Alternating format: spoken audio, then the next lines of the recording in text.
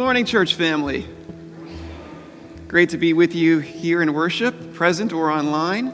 Love to see everybody. I wanted to give you a recap of our wonderful Vacation Bible School that we had this past week. First, my thanks go to Sue and Pastor Deb for doing an amazing job teaching the adults. As you know, our theme was God's Gold Medal Grace, and I wrote all these children's lessons, and I told Sue that, well, you're probably going to need to translate this for an older audience and make it your own, and she and Pastor Deb did a wonderful job. I got to sit in on 2 of those sessions, and I think 3 pastors were present at each of those meetings. So if you were there, I'm pretty sure you qualify for college credit in theology.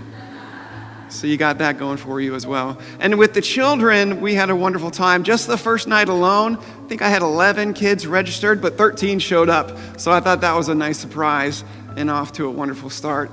And as I've been saying, our lessons or our sessions for our God's Gold Medal Grace program was session 1, victory, session 2 was loss, and session 3 was the comeback.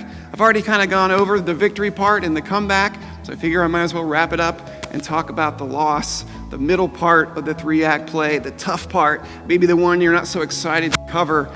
But I found that, and maybe you have as well if you've had the opportunity to teach or to mentor, that the best way to learn a lesson is to teach it. The best way to learn is to teach, because something about just doing that research and preparing yourself helps you to learn it even more than you ever had before. And then having the dialogue with your student or students opens up your mind and heart to things you didn't even realize were there all along. And the knowledge you gain and the lesson you learn becomes so much more richer and fuller.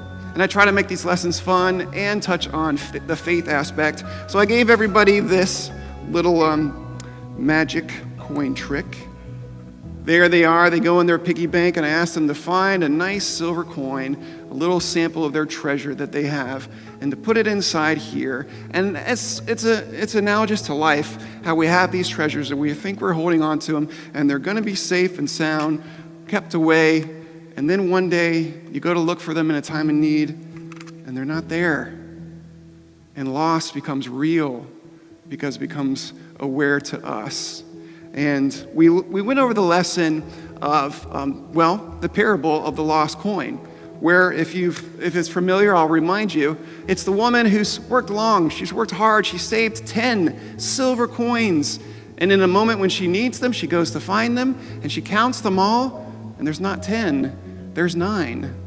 Well, I guess you could say, hey, she's still got 9, that's what's important, just move on. But no, every coin was so valuable and so important to her. So she searched the house, corner to corner, every crevice, high and low, until she found that coin and she had the 10 back again. And then she called her neighbors over to celebrate this joyous event that what was lost is now found. And when you prepare that lesson, you're reminded again, even though it's a song you've heard 100 times, you know it by heart, but it's like hearing it for the first time, that God is the one who seeks us, that we are that valuable coin, that even if one of us has gone astray, one of us is lost, whether it's a personal loss, a professional loss, or we just feel lost and lost our way, God searches every corner, every crevice of our life until he finds us, redeems us, forgives us, and calls us loved forever in his always. And that's a beautiful lesson.